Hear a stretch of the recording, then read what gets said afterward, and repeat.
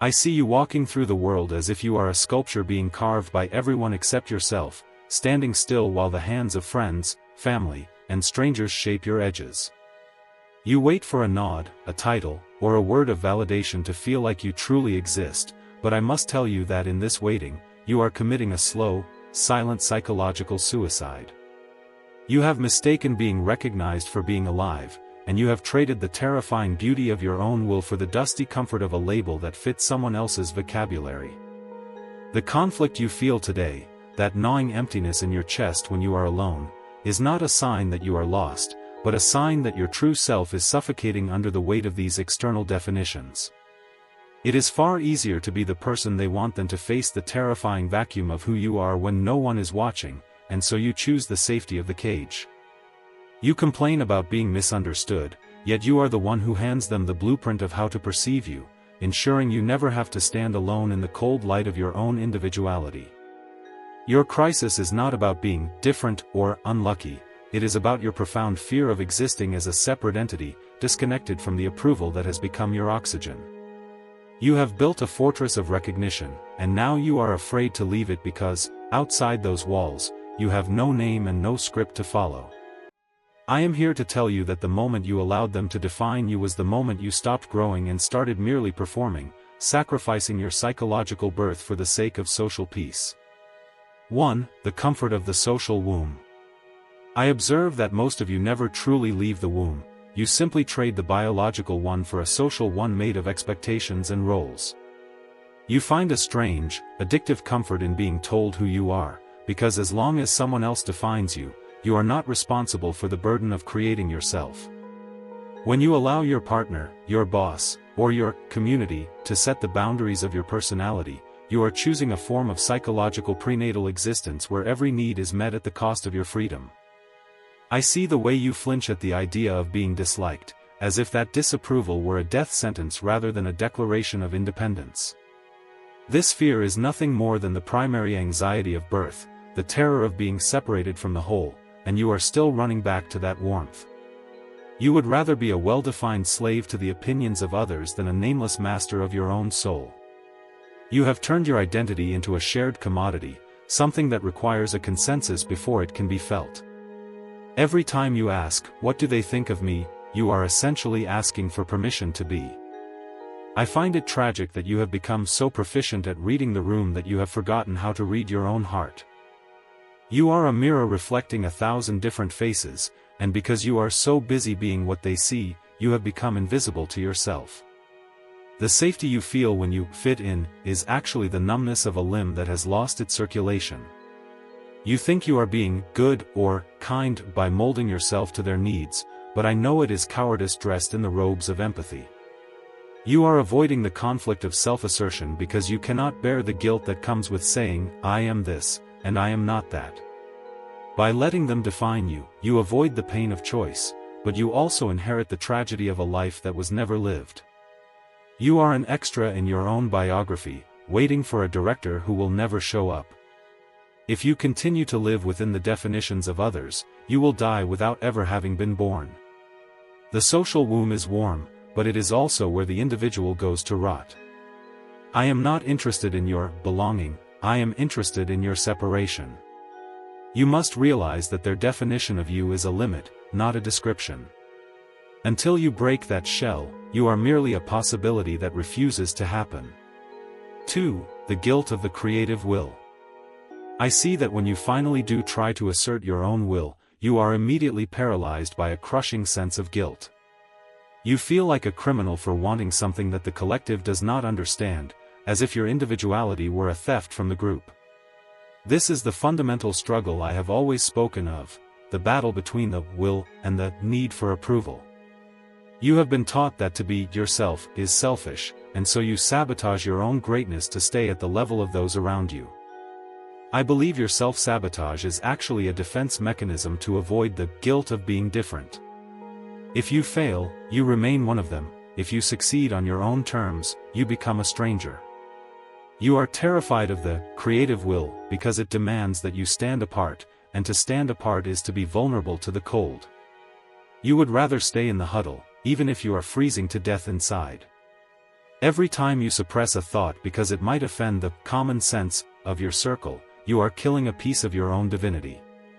You are treating your unique perspective as a defect that needs to be corrected rather than a gift that needs to be realized. I tell you that this guilt is a lie. It is the price of admission to the world of the living. You cannot create a life without destroying the expectations that were placed upon you. I see you apologizing for your passions, as if you owe the world an explanation for why you care about what you care about. You are trying to bridge the gap between your soul and their understanding, but that bridge is built of your own bones. Stop explaining. Stop justifying. The moment you justify your will to another person, you have already handed them the power to veto it. The will is not a polite request, it is an internal command. If you do not follow it, you will develop a neurosis that no amount of therapy can fix. You are not broken, you are simply a person who has surrendered their will to a committee. I want you to feel the weight of that surrender. I want you to feel the disgust of knowing that your life is being lived by proxy. The only way to overcome this guilt is to lean into it. Accept that by becoming yourself, you will disappoint people. Accept that you will be called cold or arrogant by those who are too afraid to leave the herd. That name-calling is their way of trying to pull you back into the womb. Let them call you whatever they want, their labels are the chains you have already outgrown. 03. Your niceness is a mask for fear. I am tired of hearing people describe themselves as empaths, when what they really mean is that they are too terrified to set a boundary. You call it feeling too much, but I call it having no skin. You have allowed the emotions of others to invade your psychic space because you lack the strength to define where you end and they begin. This niceness you pride yourself on is not a virtue, it is a strategic retreat from the labor of existing. I see you catering to the whims of toxic people, not out of love, but out of a desperate need to keep the peace at any cost. You are a diplomat in a war that only you are losing. By being agreeable, you are ensuring that no one ever has to deal with the real you, which means you are never truly loved, only the mask you wear is loved. You are starving for affection while sitting at a banquet of lies. Rankian psychology teaches that the individual must be born through the act of separation. Your empathy is often just a refusal to separate. You stay fused to the pain of others so that you don't have to deal with the pain of your own emptiness. It is a distraction, a way to keep your eyes off the mirror. You are a martyr for a cause that doesn't even know you exist. If you cannot say no, then your yes is absolutely worthless. It is a hollow sound made by a person who has no internal substance. I want you to look at your relationships and ask how many of them would survive if you stopped being useful. You will find that most of them are built on the condition of your compliance. You are not a friend, you are a convenience. The moment you start defining yourself, you will lose these people, and that will be your greatest victory. You are afraid of the silence that follows their departure, but that silence is the only place where your own voice can finally be heard. You have spent your life as background music for other people's dramas. It is time for the music to stop. Don't tell me about your kind heart until you have the courage to be unkind to those who drain your spirit. A person who cannot defend their own reality is not a saint, they are a victim. Your niceness is the rope you have given them to hang you with. Cut the rope. If they fall, let them fall. You were not put on this earth to be a soft place for others to land while you are breaking on the rocks.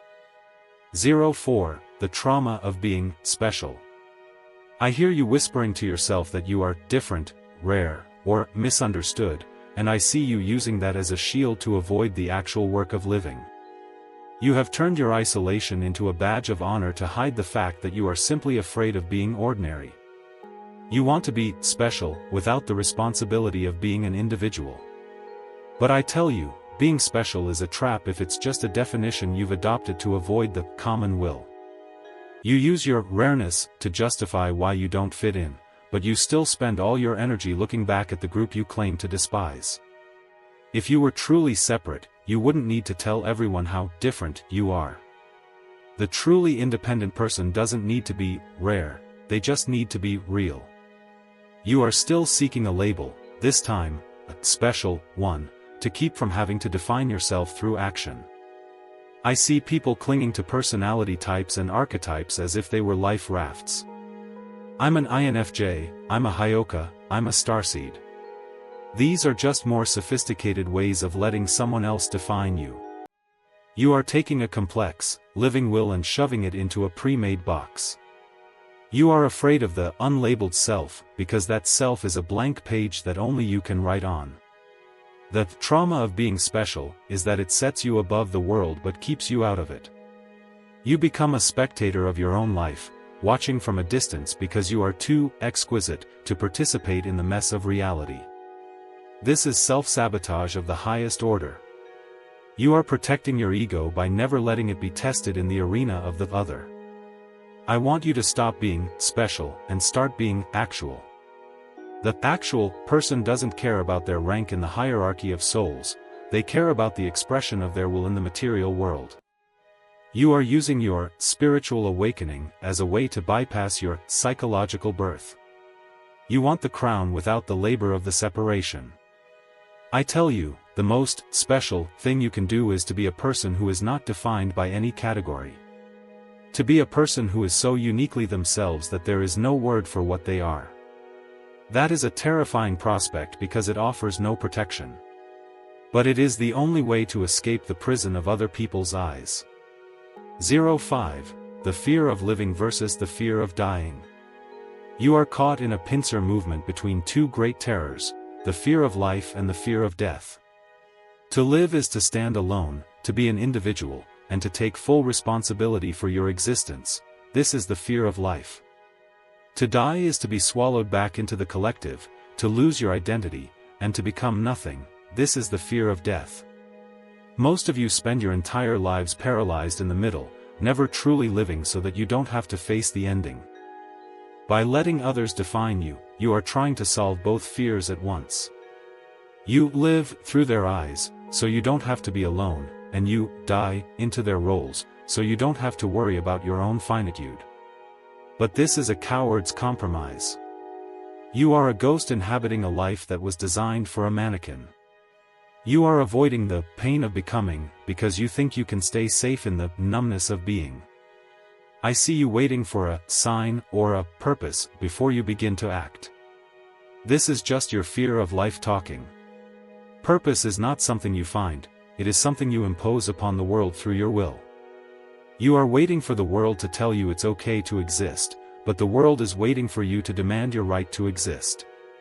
The longer you wait, the more the definition others have of you hardens like concrete. I tell you that the separation is the only cure for this paralysis. You must accept that you are alone, permanently, fundamentally alone, and that this is your greatest strength. Only when you stop trying to bridge the gap between yourself and others can you start to build something of your own. Your connection to the collective is a shackle, not a lifeline. You think you are evolving when you read books like this or watch videos, but unless you are making a choice that scares you, you are just collecting new definitions. Evolution is a painful, bloody process of shedding the old skin. If it doesn't hurt, it isn't Rankian change. It is just more psychological interior decorating. The fear of living is the fear of the will. You are afraid of what you might do if you were truly free, so you keep yourself in chains and complain about the weight. I want you to own those chains. I want you to admit that you chose them because you were too afraid to walk on your own 2 feet. Only through that admission can you begin the work of breaking them. 06. The birth of the artist of self. I have always maintained that the highest form of human existence is the artist, not necessarily one who paints or writes, but one who treats their own personality as a work of art. The artist does not ask for permission to use a color, they simply use it. They do not ask if their vision is correct, they simply manifest it. To become the artist of your own life, you must first destroy the artifact that others have made of you. I see you trying to fix your old self, but you cannot fix a lie. You must discard it. You must be willing to let the version of you that everyone loves die so that the version of you that you can respect can be born. This is the rebirth I speak of. It is not a spiritual ascension to a higher vibration, it is a psychological descent into the raw reality of your own will. The moment you start acting from your own center, the world will react with hostility. They will say you have changed, that you are selfish, or that you are lost. What they really mean is that they can no longer use you as a mirror for their own insecurities. Your change is a threat to their stability. Let it be a threat. Your primary duty is to your own psychological integrity, not to their comfort. I want you to look at your life and ask, if I were the only person on earth, would I still be doing this? If the answer is no, then you are not living, you are performing. The artist of self lives as if they are the only person on earth, even in a crowded room. They do not seek to be understood, they seek to be expressed. This is the price of being real. You will lose people, you will lose comfort, and you will lose your illusions. But what you gain is the one thing that cannot be taken away, the possession of your own soul. You will no longer be a definition in someone else's dictionary, you will be the one who writes the words. You will finally be born as an individual, and for the first time, you will know what it means to actually be alive. Stop looking at me for the answers. I am not your new definition. I am the one who is telling you to stop looking for definitions altogether. The moment you define yourself, you limit yourself. The moment you let others define you, you disappear. Stand up, walk out of the social womb, and embrace the terrifying, glorious agony of being nobody but yourself. I observe that you are still waiting for me to give you a next step, as if your life were a manual you could follow. But as long as you look to me or anyone else for direction, you are still that same child in the social womb, crying for a hand to hold. The only step is the one you take into the dark, with no guarantee that the ground will be there to meet you. You are not finding yourself, you are creating yourself out of nothing, and that is the most frightening and sacred act a human can perform. If you leave this today and go back to your old definitions just because they are warm, then you have chosen your own extinction. Do not blame the world for the life you were too afraid to claim.